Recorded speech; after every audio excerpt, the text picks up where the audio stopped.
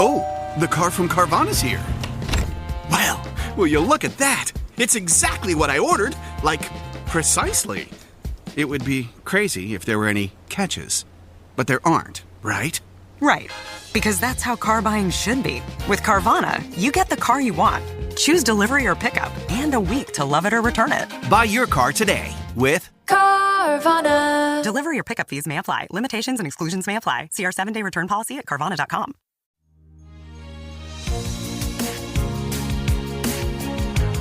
Welcome to IndoctriNation, a weekly conversation series about protecting yourself from systems of control. I'm your host, Rachel Bernstein. You are not alone. And now there are 2 resources that I've put together specifically for your journey.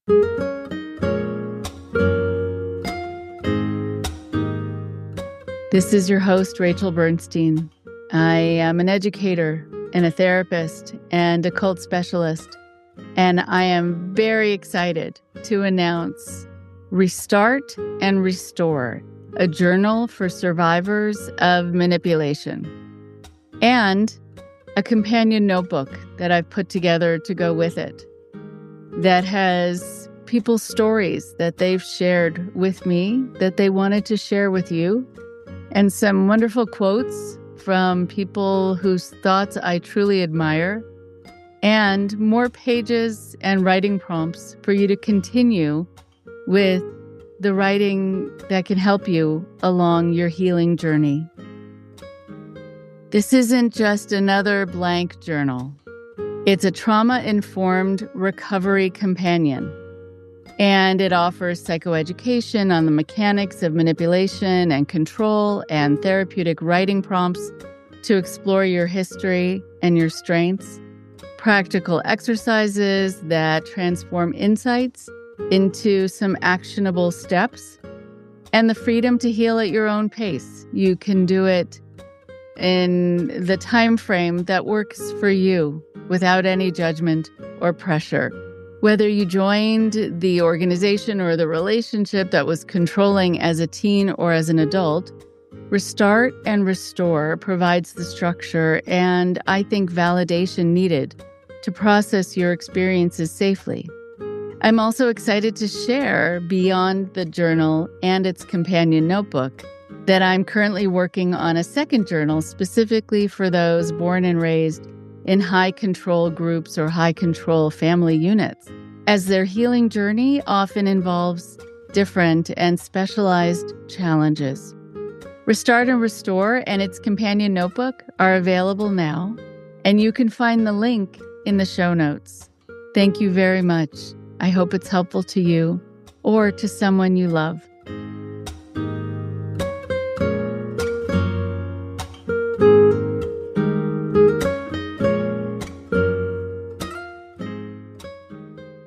Hello, everyone. Today on the show, we have a friend and colleague and returning guest, Jon Atack. We're going to be diving into Jon's new book, If Scientology Ruled the World: Sex Magic, Nazi Occultism, Space Aliens, and the Second Coming. It's a riveting exploration that connects the dots between various authoritarian movements and their shared origins and the psychological dynamics at play. Jon spent 9 years as a member of Scientology before becoming one of its most informed critics. He's dedicated decades to studying destructive groups, helping former members recover, and understanding how these organizations trap and manipulate people. In this conversation, we'll explore the fascinating connections between 20th century cults, the New Age movement, and figures like Madame Blavatsky. We'll examine the psychological underpinnings of authoritarian systems and why certain leaders seem to change their doctrines at, I guess, their whim, while maintaining control over their followers. I am excited for you to hear the first part of my 2-part conversation with Jon now.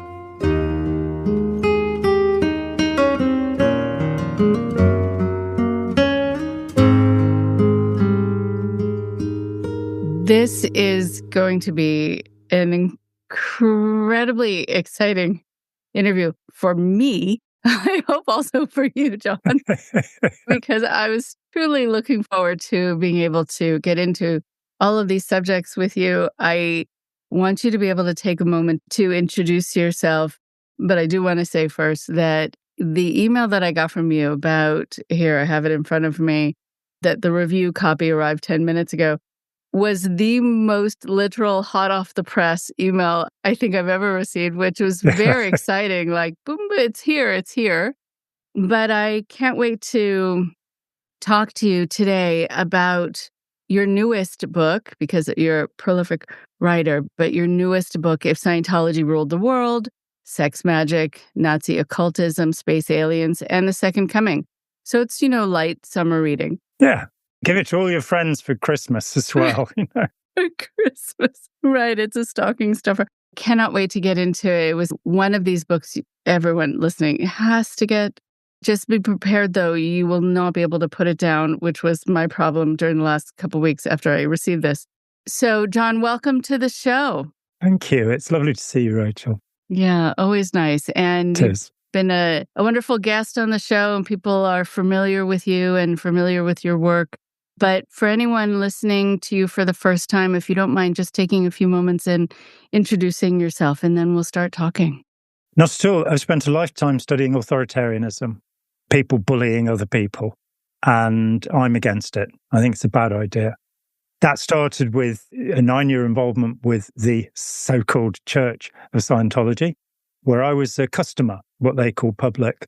And I was treated as a celebrity, so I was treated very nicely. And at the end of 9 years, I left because I thought that L. Ron Hubbard had died and Scientology had been taken over, and we had to make it friendly again because it had become very mean.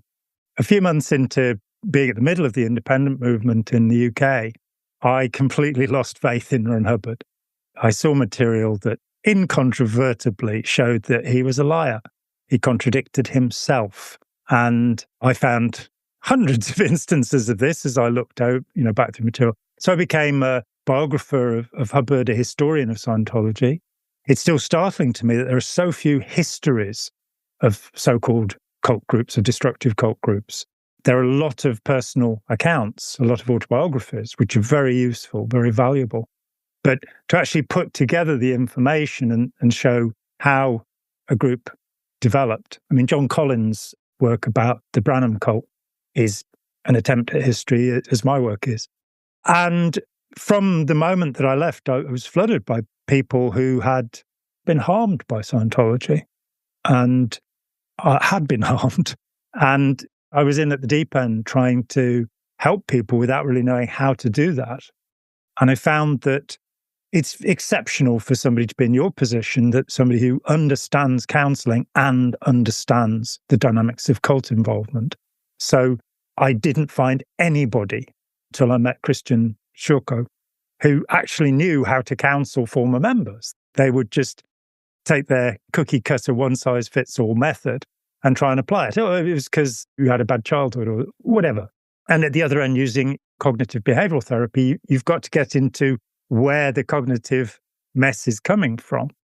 That led me to develop a form of information counseling, as our friend Steve Hassan has called it. That's where I got it from, as opposed to process counseling. So what I was looking to do was to get the person to realize that the leader of whichever cult they're involved in was not a divine presence, was not infallible, was human, and that by understanding that this person was also not their dad or their mum in some cases, that the authority that they were granting to this person, transference as analysts would call it, bless them, speaking of cults, the authority that they were transferring was not deserved. And getting somebody to crack the cultic shell, to realize that we are allowed to think for ourselves, we're not meant to, but we can, and to come to their own determinations and decisions. So I've studied terrorism, I've studied gangs, I've studied about 100 cult groups, from mystery cults, the Eleusinian mystery cults, more than a millennia BC, through to the present day, and found that there are dynamics that exist in all of these groups, and those dynamics are authoritarian. somebody who claims to have the truth about everything, and they're going to sell it to you at the cost of everything you've got, fundamentally, and you will end up emptied out by them. So a lot of that went into an earlier book called Opening Our Minds, which looks at these dynamics as they are. My friend, Lady Daphne Vane, many years ago, talking with my late friend, many years ago, talking with her, she said, cults, it's in your mother's milk. It's part of the society. As Margaret Singer, the book she wrote, one of the books she wrote with Janja Lalich, cults in our midst. And I remember talking with her and saying, it's because we are just intersecting shells of cults in our society. There is no rational center. There is no group of people who are absolutely trustworthy. There is a group of people who are absolutely untrustworthy, and they're called politicians. But, sorry about that. In this case, it led me back to the origins of most of the 20th century cults, most of the New Age, which I hadn't really expected to find. But accidentally, I stumbled into Madame Blavatsky. Right, which I certainly want to be able to talk about. She's been an interesting figure for so many of us in this field. But for you to be able to see her to a great degree as the origin story has been really incredible. Also, without the intention, I think, potentially of where it all went, but people will add their own intention to it and use the material for their gain if that's what they feel they need to do or their ego needs for them to do. When you're talking about gangs, I may have mentioned this story to you, but there was a time years ago when I was teaching a class at USC, and there were lots of young people in the class, and then an older gentleman in the back who was covered in tattoos on his face, his body, and wasn't talking to the other people in the class all so much, but was taking a copious amount of notes. And so after the class, I just went up to him and I said, I feel you have a story. And he said, oh, I do. I said, I don't mean to single you out in this way, but it's because other people were joining in and asking questions, sharing about their lives. And I also noticed that you weren't. I'd love to find out more, if that's okay. Sat down, pulled up a chair, and we sat down and talked. He had been raised in gangs.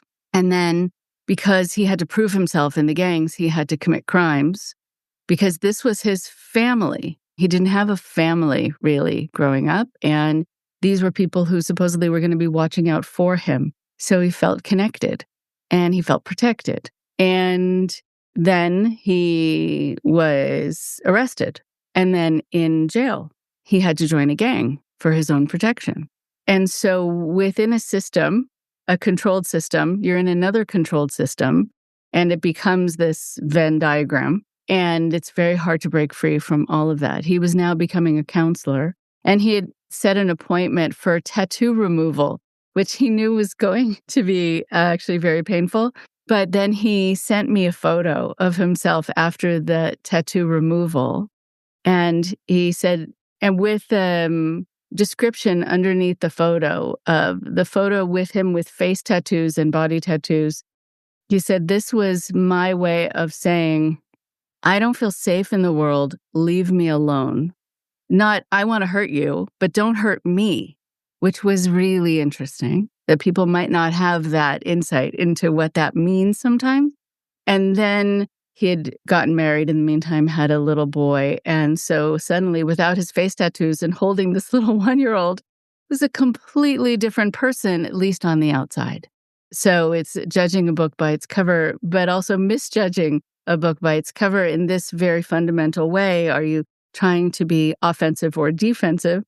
But also, what is it about our world that puts people and pits people into these two spaces, the kill or be killed? Because I feel like there's so much about what we talk about with cults, with L. Ron Hubbard, with a lot of these leaders, where it is so primal, and I think my bias is so immature. When I think about people who are able to be tolerant of others, accepting of others, open to other races, open to other religions, I see them as adults. When they're not, I see them as children because they have that rigidity and fear and needing to feel superior because it's rooted in insecurity. but they need to just sort of suppress everyone and raise themselves up on the backs of others. And I just see that as being a child. But so many of these children, psychologically, become these very intimidating and really, unfortunately, sometimes charismatic leaders. Yeah, absolutely. I've spoken a couple of times at conferences where there were survivors of right-wing extremist groups, violent, even neo-Nazi groups, and met some remarkable people and heard some remarkable stories, which are often in childhood, they were bullied into a group and then they were bound into that group. And you've got the simple one that so many gangs use, which is they get you to commit a crime and then they tell you they'll report you if you don't commit another one. And you're watching people become entrapped in that system. As you say, it's about maturity, and I think possibly everything is. I'm 70 now. I'm hoping that somewhere in my 80s, I may grow up a little. Been working at it. But I think that you have to become your own parent, something like that. You have to take on complete responsibility for yourself and the world and your opinions and the consequences of your opinions. And so many people, as Eric Fromm said, they don't develop a self. He blamed Nazism on that in his book Escape from Freedom. And putting aside his ridiculous views of homosexuality, which were absolutely normal among the psychiatric and psychotherapeutic profession, very sadly, during that time. Putting that aside, he's generally very sensible in saying this can lead to malignant narcissism, where somebody doesn't have a self. And as he says, he corrects Freud and says, narcissism doesn't mean that you only love yourself. Narcissism means that you don't know how to love. And I think that's the immaturity. That's the fundamental immaturity. When you start to take delight in helping other people, then you're starting to grow up. We know it from having children that I can remember my 6-month-old son, my first son, waking me up at some ludicrous hour in the morning, kicking me in the throat. Anger that you wake with, and then the realization. And that's a step towards being an adult, to growing up, to saying, yeah, I need to be responsible for my emotions and I need to wear something protective around my neck. Right, exactly. Right, or strategically placed pillows. Yeah. That should take care of our relationship. No, it's very hard. I know when I was pregnant and I went to a lactation class, which was still to my mom like, that sounds like fun. What? A lactation class. Right? I haven't been to one of those. Saying, oh, you're going to be up every 2 to 3 hours. Meanwhile, I was going to be working full time in Manhattan, taking the subway and the train and walking. And you're going to be up every 2 to 3 hours nursing and burping the baby, changing the baby. And then you might get it another hour or two, and then you're going to be up again. And I thought she was And you're going to feel miserable.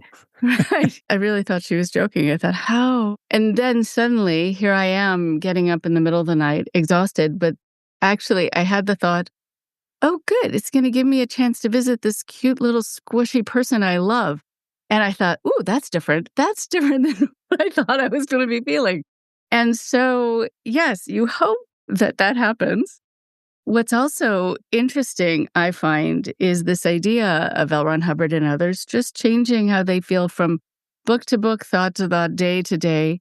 I think because the content doesn't matter sometimes as much as the fact that people need to believe whatever it is they say. And I feel like it's in the power of, I'm going to tell you to jump and your response needs to be how high, no matter what. Because if I feel like I have a piece of information that's helpful, I'll want it to be consistent. So it's consistently helpful. I won't just change it just to see if people will go wherever I decide to take them. It's a very different reasoning. It's very different intention. Yeah, I'm not going to be political, but I was truly shocked to the marrow last November when I saw a US senator say that however high, if Trump asked him to jump, he would say, how high? You're kind of going, look, I don't care about politics. So many politicians are corrupt and they're basically looking to be elected and so on. And among them are the best of people as well. Let me put that in. But the idea that anybody in Congress represents the president rather than the Constitution and the people is absolutely odious. But it shows us that this culture of submission, I mean, it's a quotation, so it seems fair. Donald Trump has said that people divide into predators and prey. That's all there are, predators and prey. Now, I do not and will not believe that. I believe that predators need to be restricted because they are dangerous. And I believe that those people who see themselves as prey, some psychologists call them echoists. I'm not happy with that.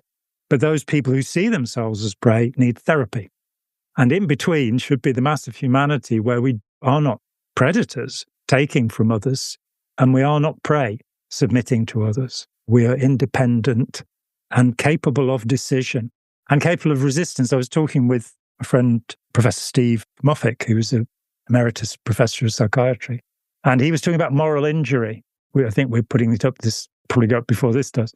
And this sense that if you don't stand up against evil, then you commit a moral injury to yourself. And this is a really interesting thought, that the psychological problems that might come from keeping your mouth shut, from not rocking the boat. And I can't recommend blowing whistles personally. I had a pretty difficult time of it, standing up against Scientology, and the daily harassment for 16 years after I left was difficult. So I can't recommend it, but I don't think, there's a thing called the Stetson effect, where a member of the famous Hat family put forward the idea that, so if somebody says something racist and you don't feel that you can oppose it, at least don't smile when they say it. I've seen, and I'm not naming any names, I've seen experts in our own field actually nod and smile when awful things were said to them, because it seemed the polite thing to do. So even somebody such as you or me, who should know better, may feel inclined to simply go with the flow and do something. And I think we have to resist that. I think we have to be decent and friendly in our approach, non-hostile in our approach. I must admit, I upset a friend of mine a few years ago when he said he didn't think the Holocaust had happened. It's just one of those topics for me. And he pointed out to me that I was getting angry with him and it wasn't helpful. And he was right, but it's something that should cause us indignation. Yeah. Yes, there's some things I won't just let stand. I do need to say something, especially when I think that there's something so rooted in hatred. And I don't know if sometimes when people are saying what they're saying, they realize that it's so rooted in hatred. I try to be very socially appropriate, but it is also true. I'm a pinky up when I drink tea. Yes, exactly. Right? Start with your cutlery from the outside. Right? Thank you. Glad we got that out of the way. Okay, I'm going to cross that off my list. Emily Post, yeah. Yes, right. But I do think that I think about so many people who are these thinkers that I appreciate will talk about people's silence and what that does, and holding back and not saying, not speaking up, not taking that risk. Even when I worked at schools, when I was doing teaching, the children who were bullied, they remember the bully to a certain degree, but what they remember more is being knocked to the ground and looking up and seeing the friends' faces being passive, just looking and not helping them up, not standing in the way of the bully, but just being there. And it feels like they're allowing it to happen. Sometimes for their own safety, they're not getting involved. But those are the things that a lot of children will remember, just seeing their friends just stand idly by. That makes sometimes even a bigger impression. Yeah, I mean, I'm going to misquote because I don't remember the quotation, but Martin Luther King said words to the effect that it is not the evil people who are the danger in the world, it is the mediocre people. It's the people who stand by and let it happen, because the predators are always, thankfully, going to be in a minority. And they derive their power, and this book has really put me very close to that. They derive their power from belief. Just that people believe. So 45% of medical doctors joined the Nazi Party. 45% people, very highly trained, very highly educated, and one would hope intelligent. And they were willing to submit their intelligence to really the lowest common denominator. When you look at Adolf Hitler, there is nothing clever. There is nothing thought through in Hitler's. What I've managed to read of his writings, I must admit, Mein Kampf is a little too much for me. he doesn't offer anything. There's no science, and yet it's put forward as if it were science. And so we get the Aryan race fantasy. I had not intended to find out anything about history. I'd intended to piece together the information I had about Ron Hubbard, about the New Age and cults. And I found that, to my own amazement, that I'd wandered into an area which is not talked about. And so looking at the Nazis and the development of Nazi belief, I have just one principle, and it's inspired me for years. It's misattributed to Voltaire, and he did say something incredibly complicated that could be reduced to this. But if people believe absurdities, they're prone to committing atrocities. And understanding how we have this pro-cult apologists, these academics, B. Schofield has dished it to in the last week or two, bless her, who have supported groups like the Children of God, for example, where child abuse was normalized. So you have somebody like Gordon J. Melton, who went and testified on their behalf and has wrote supportively about them, wrote a pro-Scientology book. And when I wanted to discuss that book with him and said, let's take it paragraph by paragraph, and I will show you my evidence because you're wrong. He didn't want to do it. He'd retired now and he wanted to write a book about vampires. And then he told me that he was going to write another book about Scientology, but he'd given his box of materials to Janet Reitman and she hadn't returned them. And I said, you can have my 60 boxes of materials. Help yourself. And finding that attitude, which is basically, look, we're liberals, so people can believe what they like. Yeah, I agree with that. People can believe what they like. But if those beliefs translate into actions which harm other people, then I don't like it. And if we have this difference between the US and the UK in law, we do have such a thing as hate speech here, and it is against the law. So when I was writing a chapter with Steve Hassan, which got into right-wing extremism in the US, and I started looking at websites, and I could not believe the language, the use of words which I'm not going to use here. This attitude of superiority that you mentioned, these people feel themselves in some way special, as all cult members do. And the Aryan race fantasy is crucial. And yet I've never seen anybody explain the etiology of it. How did it develop? Where did the Nazis get this from? And you've got some of the later steps.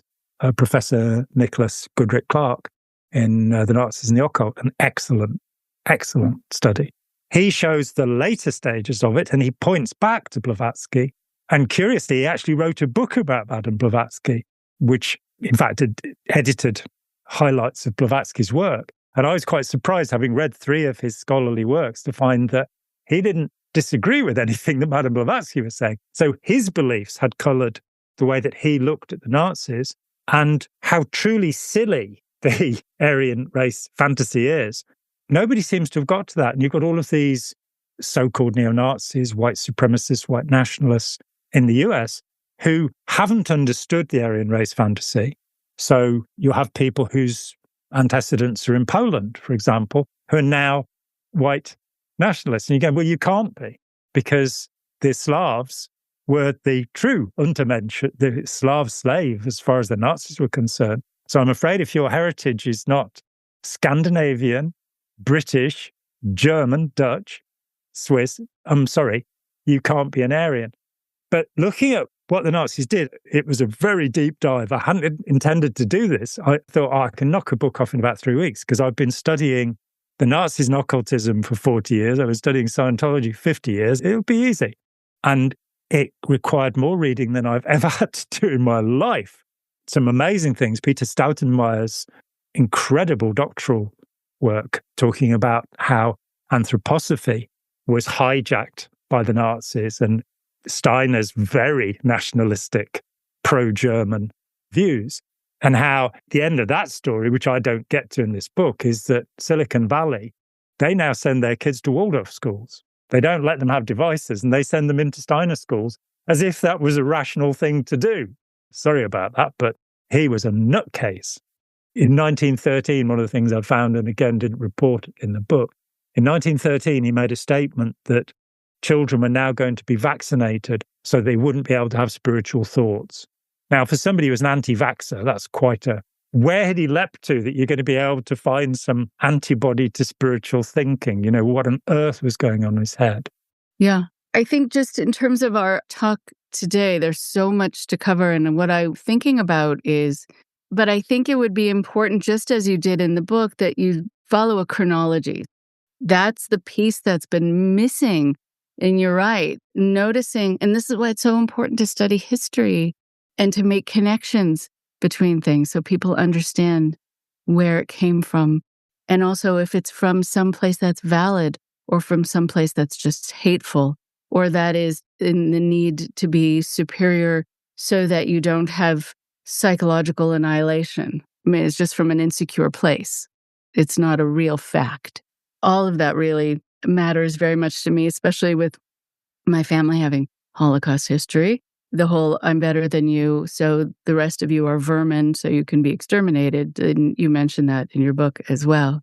I do want to mention, before we get into going back in time, which I want there to be sort of a special effect for the going back in time, but which we will do. The Twilight Zone. Nice. Very nice.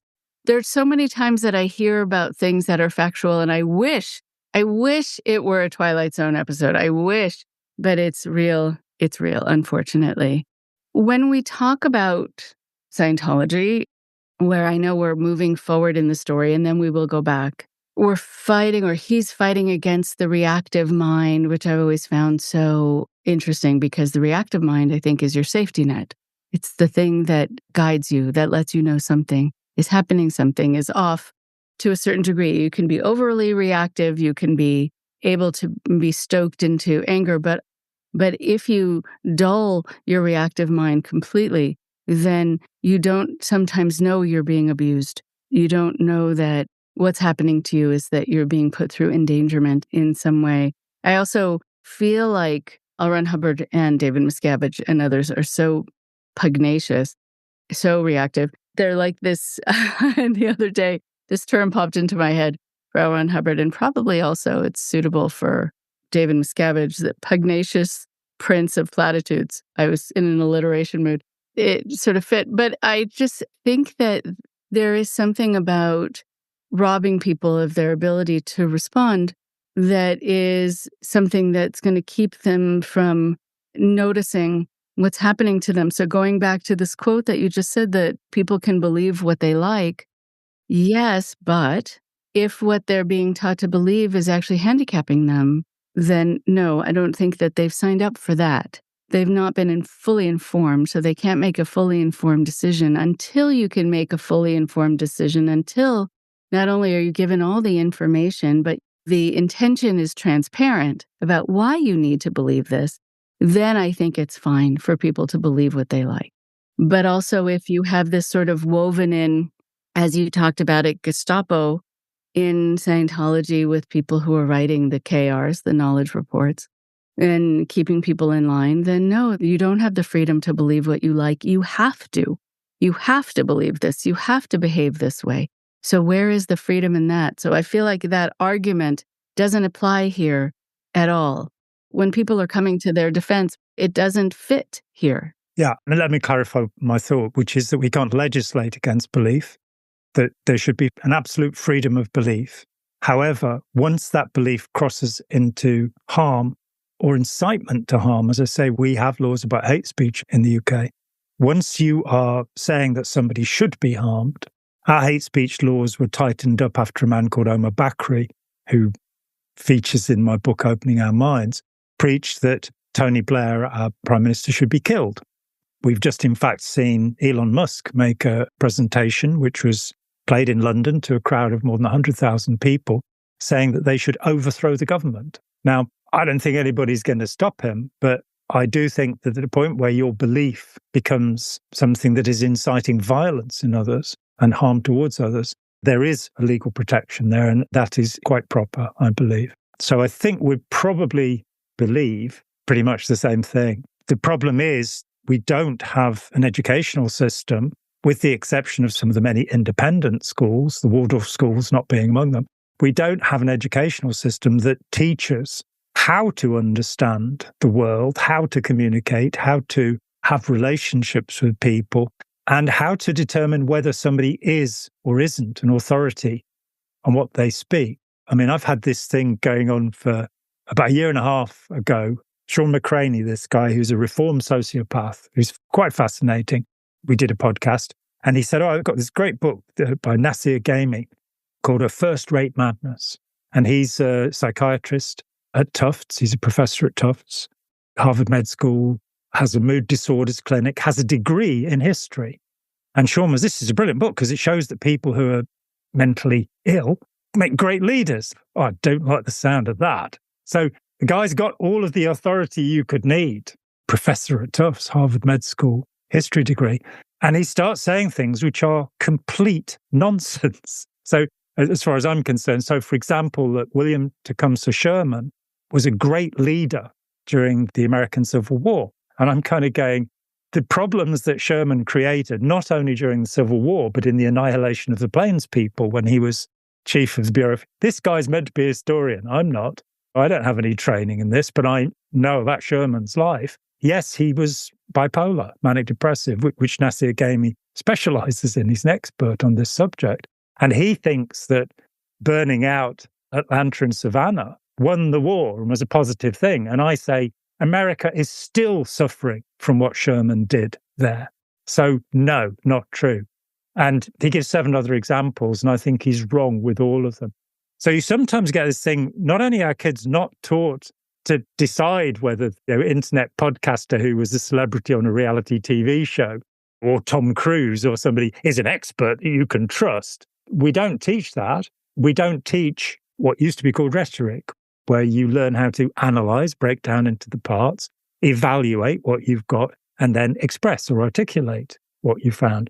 There's nothing there anymore. Kids, I think our society in the last 50 years has significantly dumbed down, especially with our attention being grabbed. The agents of commerce, businesses, corporations, want us to remain in adolescence, want us to look like 18-year-olds, to behave like 18-year-olds, to feel inferior that we aren't 18 years old, which I can remember being 18 years old. It was awful. I would never go back to adolescence. It was the most horrible time. But keeping us dependent, keeping us, oh, here's a new game for you to play on your video console. Here's a new horror movie for you to watch. Here's something else about serial killers. All of this, where 150 years ago, you might be offered a couple of thousand words in a day.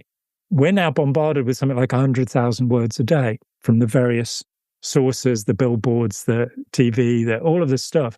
We're deluged with this.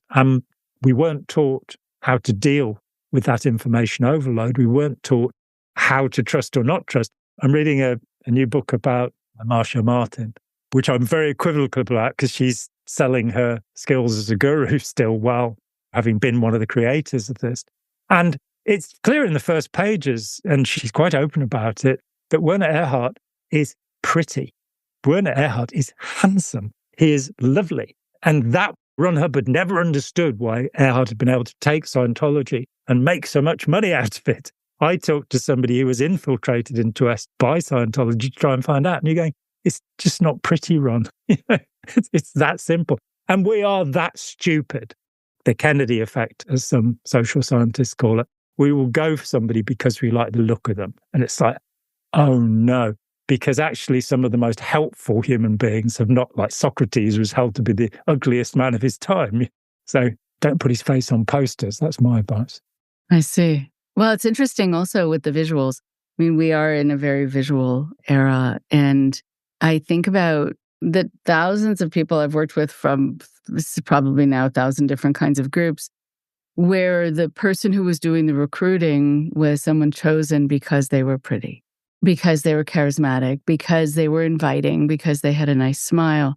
And so the words sometimes matter less. Also, the visuals that you pointed out, so interesting in your book about the symbols, the subtle, sometimes not so subtle way of convincing people that there is something connected because there is a similar cross, because there's similar colors. There's a letter that looks like this letter. And Scientology uses what looks like a Christian cross. It isn't. Hubbard was absolutely derisive about Christianity. It's an implant. It's a made-up thing. There was no Christ. I quote Hubbard exactly. There was no Christ. And yet, dog collars on the ministers, the cross, to use that symbol to get past an evaluation of what you're really being presented with, which is fundamentally exactly the opposite of what good Christianity preaches.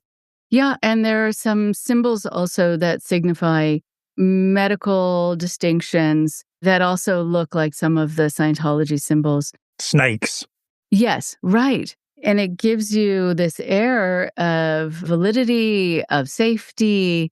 It really is quite incredible. It's like the actors in commercials who are wearing lab coats, but they're just extras, but they are selling a product. And the lab coat was in the room with costumes. But you think it's a doctor, a nurse, whomever speaking with you. And so you listen and you believe. And we are able to be very influenced, I think, in that multi-sensory way, like with the large meetings, the bonfires from the Hitler rallies and the nighttime rituals, and similar to so many of the pomp and circumstance gatherings, especially here in LA, that I remember people going to and just becoming intoxicated because of the music and how rousing it was, and the visuals, and how much we are susceptible to that. And it's such an important thing for people to understand about themselves. Yes, I understand. I went to the Isle of Wight Festival when I was 15 in 1970, and it was an incredible experience to be there with 600,000 people. And because there's a ferry, they could actually count how many were there. And of course, you're lifted. And I had a very odd experience one day. It was in the afternoon, and I woke up lying in the field there, and Steppenwolf were on the stage playing Born to be Wild. And there was a ring of Hell's Angels doing the chicken wing dance all around me. And I did not get caught up in that, much as Steppenwolf were great. But for the rest of it, I realized how easy it was to become part of the group. And as the first expert on groups, Gustave Le Bon, said, a crowd will always default to the lowest common denominator. It will always be the stupidest person in the crowd. That gives us the word mob, meaning a mobile crowd, I believe, etymologically originally. This idea that you can get a group of people and throw them at something. Realizing that susceptibility, realizing that it's a good idea to go away. If you want to think for yourself, it's a good idea to go away and do that in private, rather than signing the contract that salesman puts in front of you right now. Take it away. Talk with your friends. Look on the internet. Because we get caught up in the heat of the moment. We get caught up in the euphoria of belonging, of that sociability. Yeah, actually going back to Twilight Zone, I do every once in a while, things will remind me of certain episodes. And I know that Twilight Zone episodes, to a great degree, are based on human psychology. And there's an episode about people being roused into this being a mob, a torch and pitchfork, quite literally holding torches, kind of mob. And part of the episode is that they no longer knew what they were fighting against and shouting for. They just knew that they had collective anger and outrage and fear.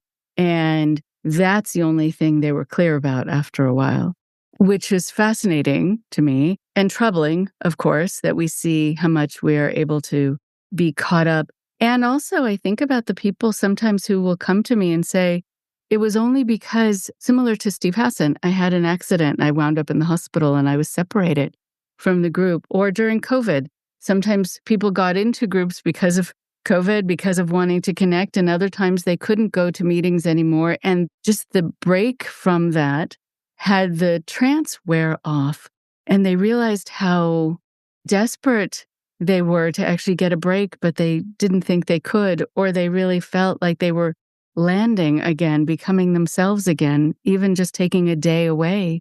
It is such good advice, actually, just to take that time, just to separate out. My wife and I, 3 times a month, we have a day to ourselves.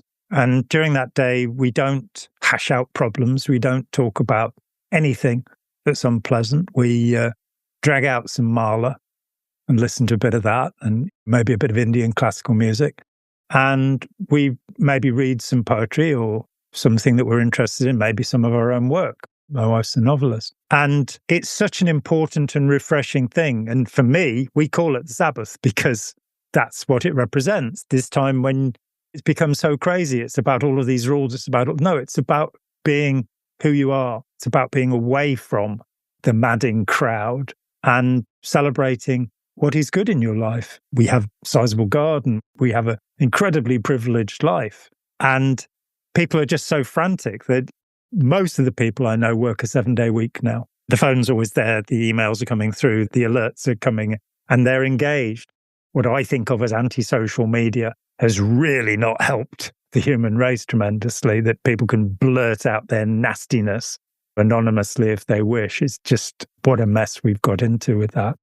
Oh my goodness, yes. I think about this sense of urgency and being raised with the Sabbath. It's interesting because you slow down. There are things you just can't do. And when you're a child, it feels like a can't. And then when you become an adult, it's just this lovely respite and you get to do other things. But yeah, the urgency doesn't have to be there. The urgency very often, unless your home is on fire or you are on fire, other things can wait. If someone is in cardiac arrest, fine. Yes, right. But our media pushes this urgency. I think about Robert Cialdini so often with this idea of scarcity and, you have to make this commitment to something now because you'll not have this opportunity come up again. Just what it does physiologically to you. And it's so unfair, but this is what cults do to people, but consistently without any kind of respite, which is entirely unhealthy.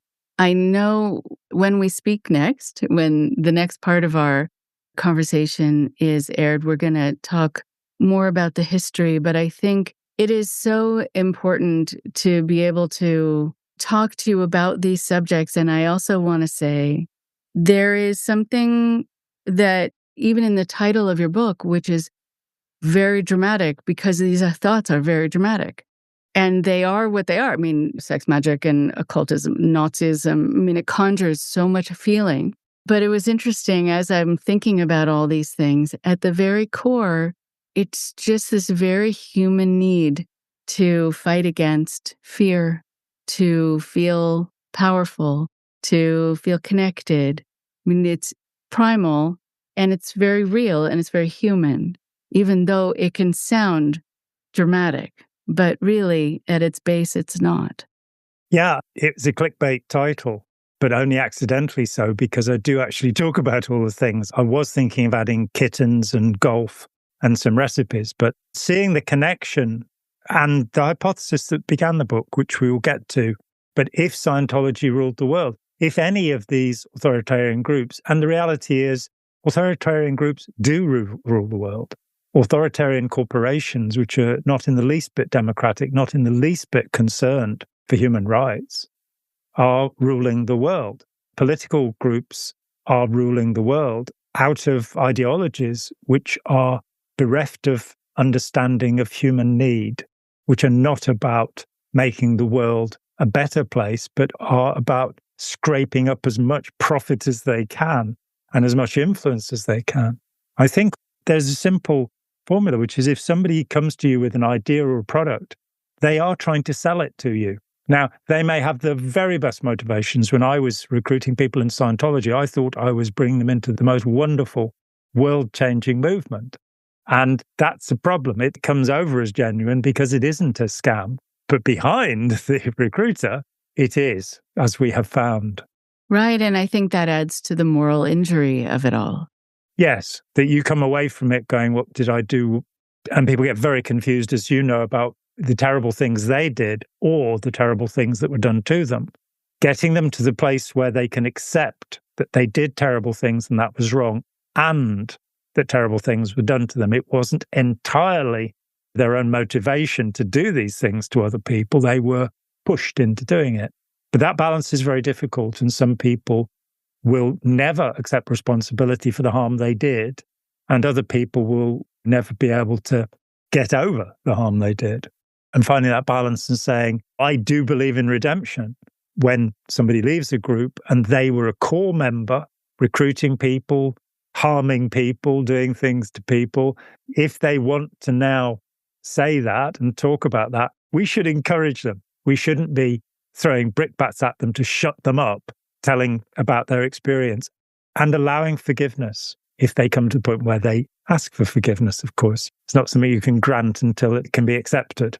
Oh, I absolutely agree with you, because so many groups, even religious groups, will tell you you have to forgive. And I do think it should be based on merit. It's not just yet another task or an order you give to the harmed person in the story. I couldn't agree more. So lovely to start this conversation with you. And I cannot wait for it to continue. Always good to talk to you. Yes, it's always a great pleasure, Rachel. To be continued, ...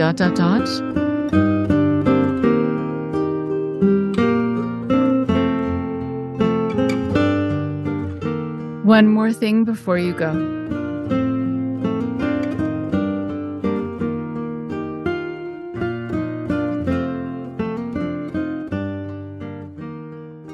It is very heady.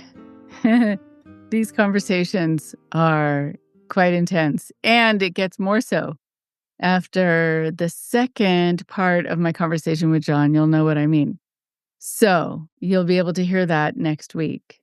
In the meantime, when we talk about so many of these things, it is something so incredibly destructive to hear about how people use all of these fantastic ideas and put them into some kind of mix to control other people. And to not only control other people, but to subjugate them, to decide where they should be somehow on the list of who are more important beings, nationalities, religions, looks. I'm thinking of the whole sort of push for the Aryan Brotherhood. And then also, who is beneath you, where you rank. L. Ron Hubbard, he was very much about this, about ranking. And I think his whole naval, whatever it was, is also something about ranking, where you are going to be in his Navy. Of course, he was going to be the Commodore, which he decided to call himself after he was dishonorably discharged from the real Navy. But also there is this thing called the tone scale, if you have a chance to look it up. I think therapists are below rats. Someone can correct me if I'm wrong here on the tone scale. So again, more of the same. Where do people rank? Where do they rate? And according to whose judgment, and in this situation, it's according to L. Ron Hubbard's. And I can't help wonder why this is so important to so many people. Why this is the reason that people go to war at times. Why this is the reason that people won't let Jewish people live in their neighborhood, or Irish people. I remember seeing signs that were just so disturbing. No Irish people, no Jewish people, no Black people, no people who people deem as different. The group in the moment, the relegated group du jour to be seen as less than. But for what reason?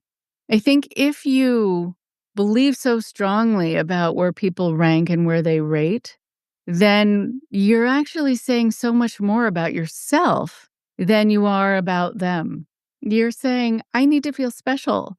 And I don't know how to feel special without actually feeling more special than you.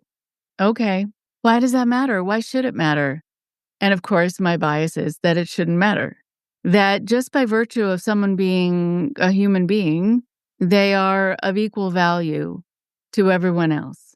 Same thing with all living creatures, whether they are in human form or not, whether they're animals, plants, anything. Equally important. And so that's why when my son and I were at a place getting pancakes for breakfast, and there was a fly actually that fell into this pool of syrup that was on his plate.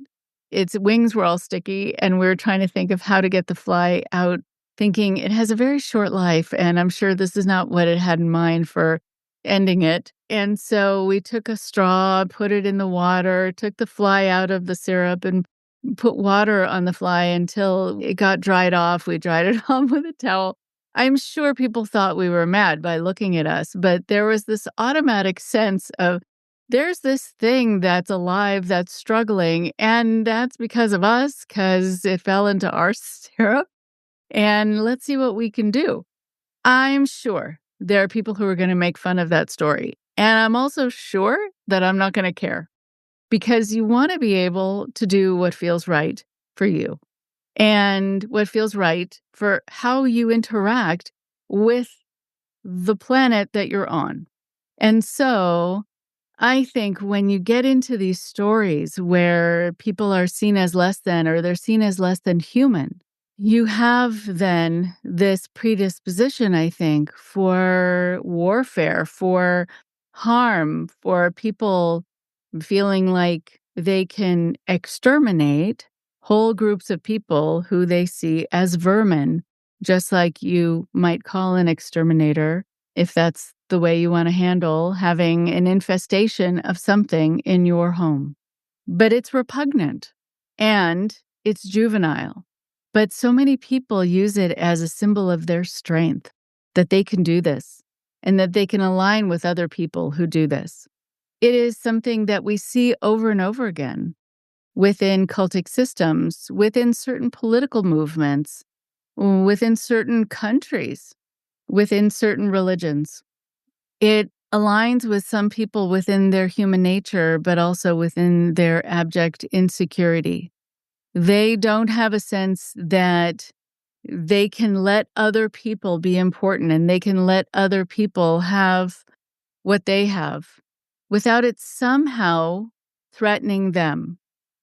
I see respect for others as being expansive, that it's not a pie chart where there is a circle around it that is finite. It's not like if you give some respect to other people, there'll be less to give to you, as though you're dividing out this pie. There is something, I think, that can be ever growing in your way of looking at it.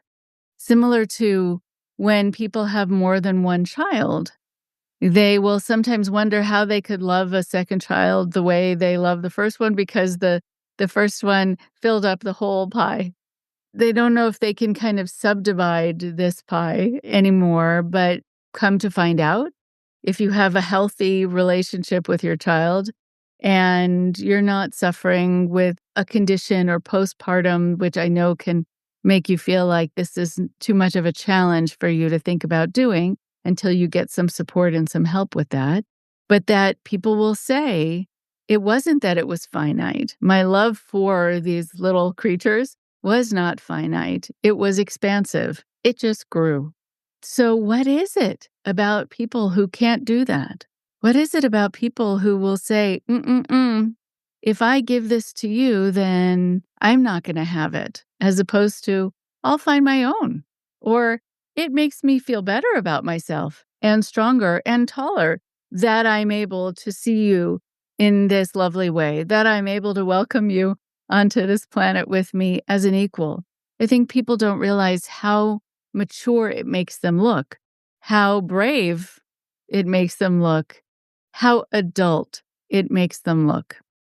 And so when we come across these cult leaders, we come across people who I see as being at a very different developmental stage than their chronological age. It's like they got stuck in some kind of preteen place, and they would never want to be told this, nor would they ever admit it, because again, they see themselves as so strong. They don't realize that people who are social psychologists, who are psychologists, who are counselors, sometimes educators, will understand that no, they don't have strength. This is an overcompensation for an insecurity.